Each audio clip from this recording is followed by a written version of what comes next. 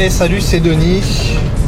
Nous sommes sur la route pour arriver à l'aire de Resson Ouest, où une station Engie a ouvert ses portes il y a quelques jours. Donc on va rencontrer Engie, on va voir la station.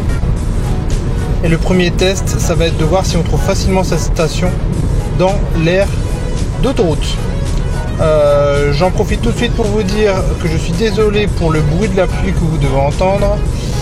Malheureusement, nous sommes dans les Hauts-de-France et dans les Hauts-de-France, c'est bien connu, il y a tout le temps du soleil. Allez, on regarde tout de suite ce que ça donne l'entrée de la station. Voilà, on arrive à l'entrée de l'aire de Resson Ouest. Alors, bon, j'ai déjà repéré la station d'ici parce que je sais quoi chercher. On va regarder. Donc ici, qu'est-ce qu'on a? Parking tout droit et le reste à gauche. Donc on va partir à gauche.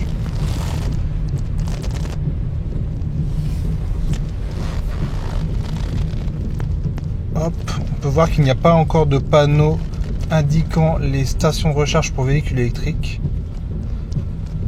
Donc on va avancer tranquillement. Ah, si, ici on en voit un. Voilà, on avance.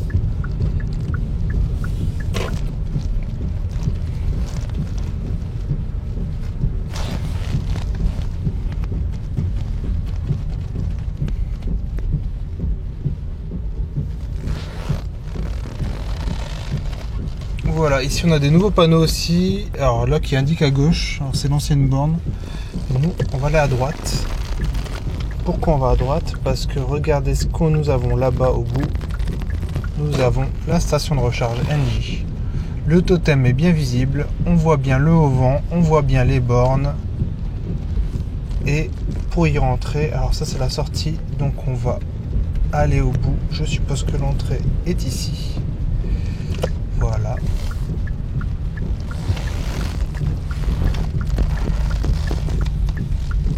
Et on va se mettre sur une place disponible. Donc qu'est-ce qu'on remarque tout de suite? On voit des codes couleurs.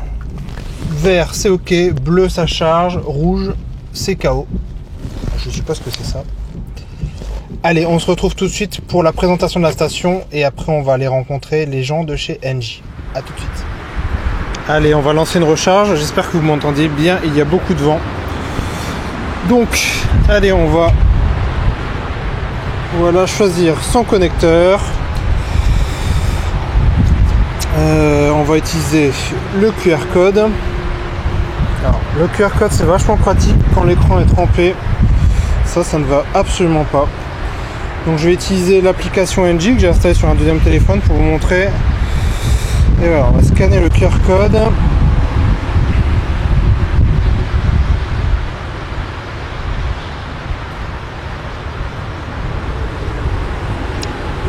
Et là, le QR code n'est pas reconnu puisque l'écran est mouillé. Bon, je vous mets en pause le temps de nettoyer l'écran de la borne.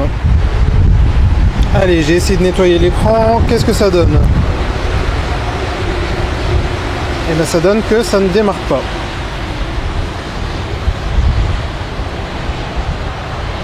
Je vais utiliser du coup l'application. Voilà, je vais lui dire que je suis à la station.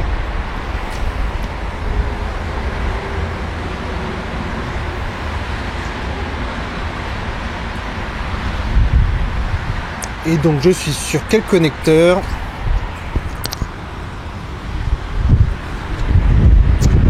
Alors, est-ce que c'est écrit sur le côté? Je ne vois pas de numéro de borne. Ça n'aide pas vraiment. Alors ici on a les compteurs, ça doit de voir les compteurs certifiés.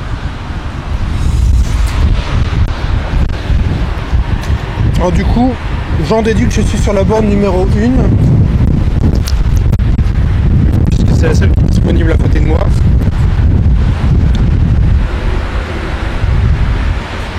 Voilà, je démarre la transaction.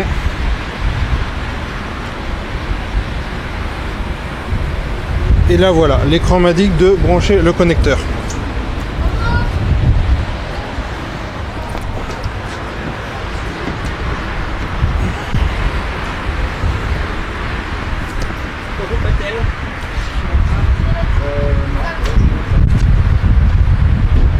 ça connecte.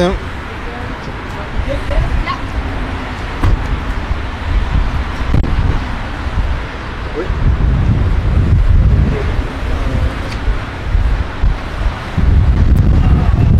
Faut pas être pressé.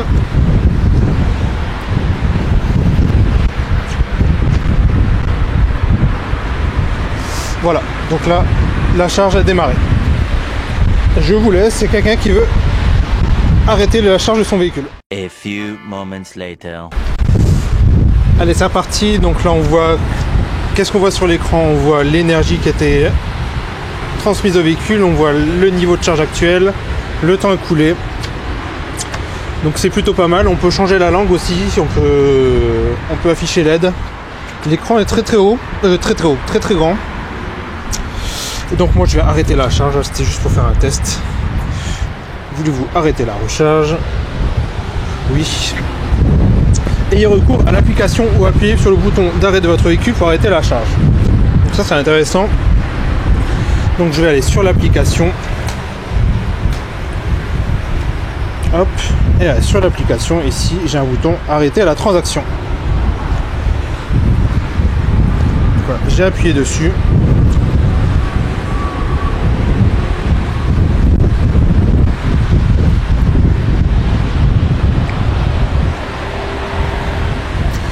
Voilà, donc là la recharge est arrêtée côté application.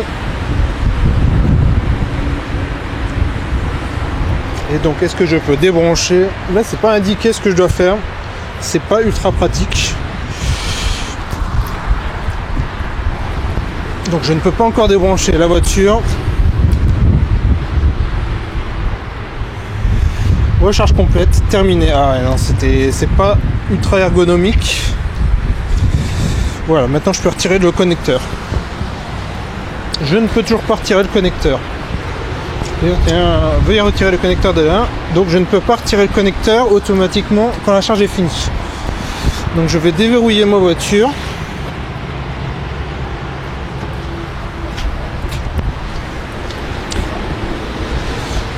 Ouais. Donc la borne ne doit pas envoyer de signal de fin de charge à la voiture pour déverrouiller automatiquement le câble. Et voilà, et donc là on va aller voir nos amis de LG. Bonjour, c'est Denis, j'espère que vous allez bien. Aujourd'hui je suis en compagnie de Engie sur leur nouvelle station de Resson Ouest. Donc c'est une station qui vient d'ouvrir il y a quelques jours. Et donc je suis en compagnie de Pauline et de Geoffroy qui vont vous parler un petit peu de la station, de Engie, de toutes les informations que vous pouvez vous poser aujourd'hui. Bonjour Pauline. Bonjour, enchantée. Enchanté également. Donc, je vous laisse vous présenter, Ouais. présenter Engie. D'accord. Donc moi je m'appelle Pauline Debray, je suis en charge de la communication auprès d'Engie. Engie c'est un groupe mondial de référence dans l'énergie bas carbone. On est engagé aujourd'hui pour accélérer la transition vers un monde neutre en carbone et on propose des solutions qui soient plus sobres en énergie et plus respectueuses de l'environnement. Alors pourquoi aujourd'hui on se lance dans la recharge rapide sur autoroute pour véhicules électriques? En fait aujourd'hui en France les mobilités ça représente 30% de nos émissions de CO2. Donc on souhaite participer à la décarbonation de nos mobilités, qu'elles soient moins émettrices et donc on a développé un volet mobilité chez Engie en déployant des infrastructures de recharge pour véhicules électriques, ce qu'on appelle IRVE.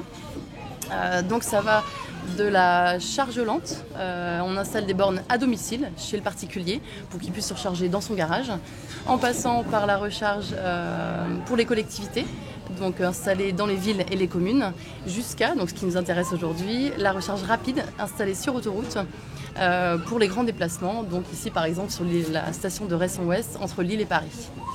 Très bien. Geoffroy, je vous laisse vous présenter déjà. Oui, bonjour, je suis Geoffroy Pastré, en charge de la construction des stations. On en a 67 en ce moment à construire jusqu'à la mi-année prochaine. 32 sont actuellement ouvertes, donc on commence à voir quand même des chantiers qui apparaissent, qui prennent jour aujourd'hui. On a une station, en fait, aujourd'hui, cette semaine, on a sorti une station par jour, chaque jour cette semaine, pour arriver en fin d'année avec Des stations qui ont mis à peu près 4 mois à se construire, avec une équipe de 10 personnes chez Engie, avec aussi nos prestataires, Ramri Schoenberg qui a fait la partie génie civil et génie électrique, les Actinium qui nous a fourni les postes électriques, qui sont quand même importants. La mise en œuvre de ces postes électriques a été des moments forts pour ces stations, notamment quand on a coupé les autoroutes pour essayer d'installer de nuit des postes électriques, c'était quand même un moment assez fort. Pour le bruitage. Et aujourd'hui, on a aussi Signal qui nous fournit les totems et puis les bornes électriques de Siemens 6 Charge D sur nos stations, principalement SANEF, APRR et SSEC, qui nous permet justement d'alimenter toutes ces stations. D'accord. Donc j'ai pas précisé, on est donc, si je l'ai précisé, on est à Resson-Ouest. Resson-Ouest, c'est une station qui est à peu près à 2/3 du chemin entre Lille et Paris. C'est une station assez stratégique qui est beaucoup empruntée par les Hollandais, les Belges. Vous pouvez voir que la station est déjà prise d'assaut suite à son ouverture. Je vous propose qu'on parle un petit peu des bornes qui sont installées, le nombre de bornes, le nombre de points de charge en moyenne dans vos stations. Et puis on va aussi parler des possibles agrandissements que vous avez prévus ou pas en fonction de l'offre et de la demande. D'accord, alors là grosso modo sur cette fin d'année 2023, fin d'année 2022, début 2023, Engie ouvre 50 stations-service sur les aires d'autoroute françaises. Et horizon mi-2023, c'est, Geoffroy le disait, 67 stations Engie qui seront ouvertes sur les autoroutes françaises en fonction des marchés qu'on a obtenus auprès des concessionnaires autoroutiers que sont SANEF, AP2R, Vinci et Esso en partenariat avec sur les stations Esso en partenariat avec notre collaborateur Certas Énergie. Donc l'objectif c'est bien de mailler le territoire pour offrir aux automobilistes une recharge au plus près de chez lui. Et sur 2023, Engie se positionne comme étant le 3e sur le marché derrière Total et Unity. Super. Donc du coup c'est important de préciser que là vous avez répondu à des appels d'offres des sociétés d'autoroutes. Exactement. Et donc vous aviez peut-être une deadline au 31 décembre, ce qui explique que là vous ouvrez un petit peu vos stations en même temps en cette fin d'année, qui sont aussi liées aux problèmes peut-être d'approvisionnement de matériel, etc. Est-ce que vous pouvez nous en dire plus sur pourquoi vous ouvrez tout? La sensation qu'on a, nous électromobilistes, c'est que vous ouvrez tout simultanément avec les petits problèmes que ça peut engendrer. Est-ce que vous pouvez nous en dire plus? La position que vous avez, là, je vois qu'il y a beaucoup de techniciens qui sont sur place, qui aident les électromobilistes. Exactement. Et c'est intéressant de voir vous, comment vous vivez ça et comment vous nous accompagnez. Alors en fait, juste pour préciser, nous sur l'ouverture au 31 décembre, c'est vrai qu'on a pris des engagements avec les concessionnaires autoroutiers d'ouvrir ces stations en lien avec ces concessionnaires, et donc on est mobilisés effectivement pour que ça se passe bien, et elles ne sont pas forcément toutes finies. On a des stations où on n'a pas encore le bitume, on attend l'enseigne, donc sur les finitions c'est en cours de résolution, mais globalement sur les mises en service, les bornes sont actives et les utilisateurs peuvent se charger sur toutes nos stations. Et ici, on a ouvert au 10 décembre les premières bornes, on les a mis en service au 10 décembre pour essayer de tester justement ces bornes depuis. C'est vrai que ça fait peu de temps pour mettre en service une installation, mais en parallèle, ça c'était la première station test, Resson. On a aussi ouvert au sud d'Amiens, une station à Croix-Rouge. On a ouvert aussi du côté de Lille 2 stations à Falampin. Et puis on a ouvert hier, j'étais à Valenciennes pour ouvrir 2 stations aussi sur les aires de la Sentinelle. Donc tout ça s'est précipité, mais c'est quand même aussi un temps très serré parce que les postes électriques et les bornes électriques arrivent très tard aussi, c'est très difficile. C'est précipité lié au fait des problèmes d'approvisionnement, etc. De mise sous tension, d'approvisionnement de matériel, c'est tendu pour tout le monde. Très bien. Donc là on peut voir, vous voyez peut-être des couleurs, il y a certaines bornes qui sont rouges, il y a des techniciens qui sont là pour nous aider, pour constater ce qui va, ce qui ne va pas. On a eu un cas tout à l'heure, j'étais là, j'ai vu, c'était une Mustang, je crois, une Mach-E, la charge ne démarrait pas. Donc c'était bien, et le technicien était au téléphone, il pouvait voir les codes erreurs remontés par la borne. Donc voilà, je pense que moi, ma sensation, c'est que vous êtes là pour faire en sorte que ça se passe le mieux possible. Et voilà, prendre toutes les bonnes et les mauvaises expériences. Exactement, oui. Par rapport aux remontées des utilisateurs, nous on est preneurs effectivement sur ce lancement de station. Il faut quand même dire que c'est un dans un délai très raccourci. En plus, avec les vacances scolaires, c'est un défi énorme pour nous d'ouvrir 50 stations.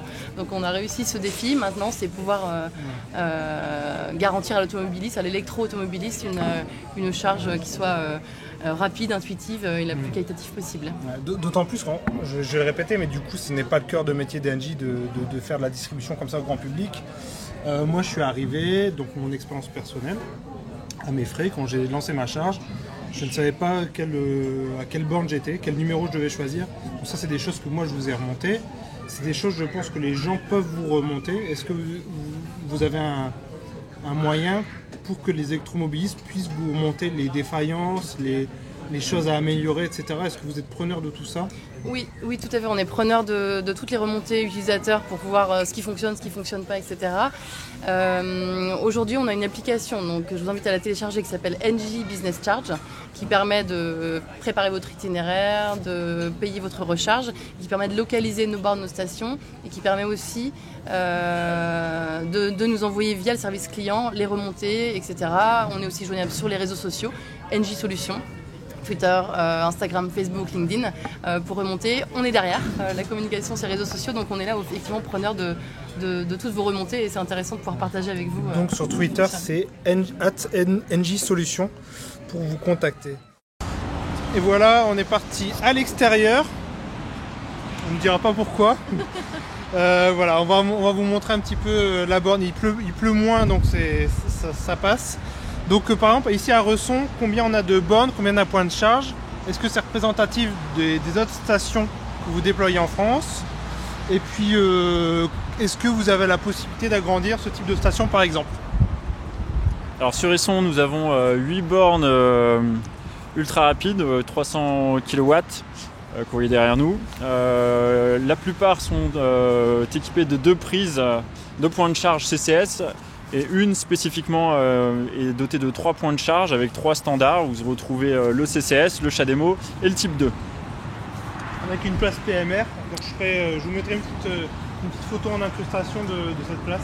C'est toujours bien de penser aux personnes qui ont des difficultés, surtout que la borne a été reculée pour un accès permettre une manœuvre à la borne. Voilà, au niveau de l'agrandissement possible des stations, comment c'est prévu? Alors nous suivons le flux de voitures et fonction du nombre de clients et fonction du taux d'utilisation, si jamais on voit qu'on arrive à saturation ou qu'on s'y approche, on a la possibilité de réinvestir pour réagrandir la station en ajoutant des bornes supplémentaires. Voilà. Et justement, je vais prendre l'exemple de la station de Croix-Rousse dont j'ai discuté avec vous, qui est sur un axe très désertique. Donc Croix-Rousse, c'est entre entre Amiens et Lille, approximativement entre Amiens et Rouen. Je vous montrerai pareil une petite carte. Et donc là-bas, c'est une assez petite station. Donc c'est pas vous qui avez décidé de mettre une petite station, c'est pour répondre au cahier des charges de l'appel d'offres. Donc là, pareil, vous avez prévu des possibilités de l'agrandir. Aujourd'hui, il y a 2 bornes en fonction, donc 4 places, et il y a une possibilité de doubler la possibilité de ces stations. Elle a été ouverte que lundi dernier. D'accord. Donc là, aujourd'hui, nous sommes le 30 décembre, pour vous donner un ordre d'idée de date. Aujourd'hui, juste par rapport où on est installé, donc Engie, on est présent sur les aires d'autoroute et on continue le déploiement sur les aires de service et de repos. Et demain, on sera présent donc, en charge rapide sur des parkings d'hôtels. D'accord. Voilà. Et en parallèle, on continue le déploiement sur des points bien spécifiques pour mailler le territoire français. Donc vous avez peut-être signé, alors c'est peut-être encore confidentiel, vous avez déjà signé des accords avec un groupe hôtelier par exemple?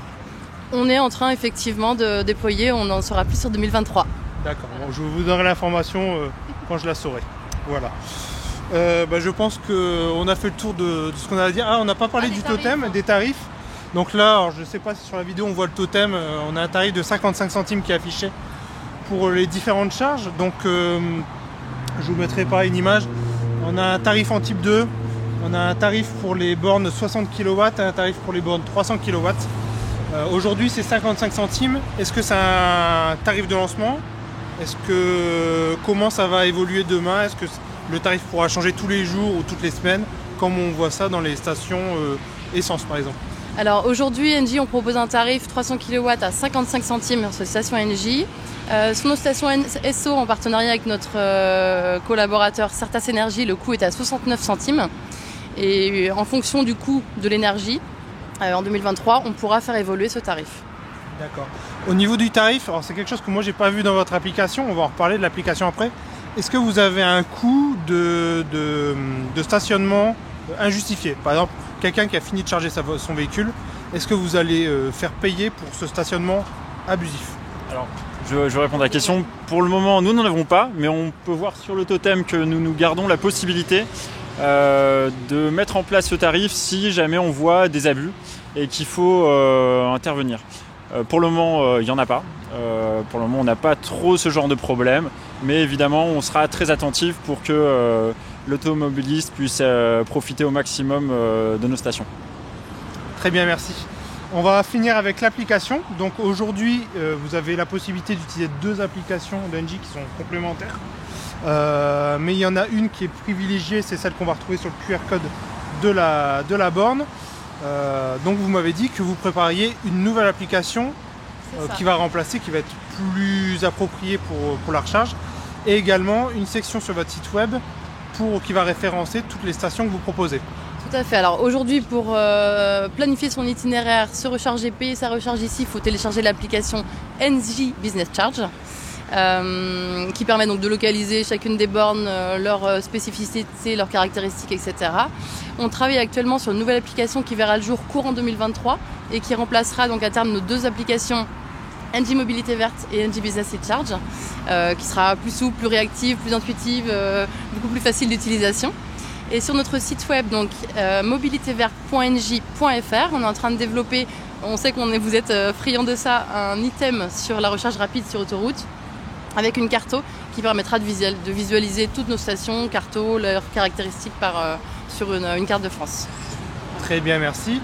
Avant de finir quand même, toujours lié à tout ce qui est application, on va faire un petit focus sur la charge. Je sais qu'il y a beaucoup d'entre vous qui me disent avoir des difficultés pour lancer la charge avec les cartes d'opérateurs de mobilité type ChargeMap Pass, ChargePoint, Shell Motion, etc. etc.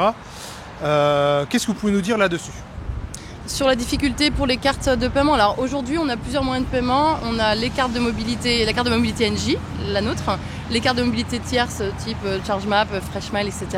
Et on aura courant janvier la carte bancaire qui marchera sur les bornes, on pourra payer directement en sans contact. Aujourd'hui, si on a des difficultés pour se charger sur chaque borne, on a un SAV qui fonctionne H24. On va vous le redonner, le 09 69, je ne l'ai plus en tête, et qui est marqué aussi sur les bornes, et un mail, un service client qui est disponible pour répondre à vos sollicitations. En tout cas, le but, c'est vraiment d'accompagner les clients sur ce lancement de charge. Après, sur les RFID, je ne sais pas si vous aviez autre chose à rajouter. Oui, alors il est via l'application, pareil, vous avez sur le côté des bornes l'accès direct pour pouvoir télécharger l'application Engie.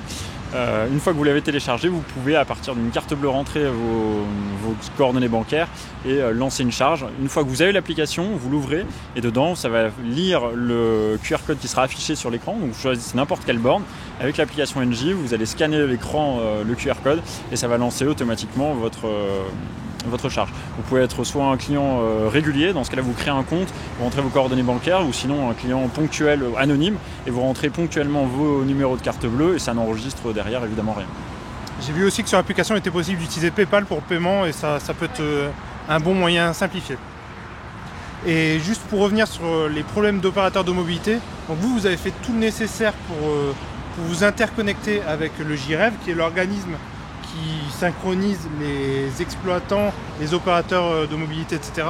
Donc si aujourd'hui, dans une station Engie, vous n'arrivez pas à utiliser votre badge, ce n'est pas parce que Engie n'a pas fait le nécessaire, si j'ai bien compris, vous me corrigerez si je me trompe, mais c'est parce que, par exemple, j'en prends un au hasard qui est plus connu, ChargeMap, ils ne se sont pas encore interfacés avec Engie via le JREV pour proposer la charge, mais c'est une question de jours ou de semaines. On a des délais, en effet, des délais sur l'interopérabilité qui vont de 1 jour à 1 mois, je crois. C'est ça, 5 jours à 1 mois. 5 jours à 1 mois, il faut que, via la plateforme d'interopérabilité, tous les MSP valident l'implantation d'une nouvelle station avec le tarif associé. Et donc ça peut prendre un peu de temps. Et demain, donc là on ne le voit pas, mais demain on aura la possibilité, alors quand je dis demain c'est très rapidement, la possibilité de payer par carte bleue. C'est bien ça? C'est ça, exactement, en sans contact. Donc courant janvier, toutes nos bornes Siemens seront accessibles en paiement directement sur la borne. Là aujourd'hui il n'y a pas de TPE sur les bornes, ne les cherchez pas. Demain, Je serai au courant. Demain, ce sera sûrement matérialisé par un petit logo, je ne sais pas encore comment ça se présentera. Et voilà. Bon, bah, je pense qu'on a fait le tour. Là, on n'est pas sous le haut vent, donc on se prend un petit peu la flotte. Il y a un très grand haut vent qui nous protège beaucoup. Moi, j'ai pas été mouillé quand j'ai lancé ma charge. Contrairement à Fastnet, où on se prend toujours un petit peu la pluie. Ça, pour moi, c'est un vrai plus. Le totem, c'est un vrai plus. Voilà, on a des places pour personnes à mobilité réduite. Voilà, donc c'est des belles stations. Je vous souhaite plein de bonnes choses. Je vous remercie de m'avoir consacré du temps. Ça fait un petit moment que je suis arrivé. Merci d'être venu nous voir. Voilà. Plaisir de vous accueillir. Et voilà, on espère que tout va bien se passer pour NJ et pour nous. Merci, à Merci à bientôt. vous. À bientôt. Au revoir.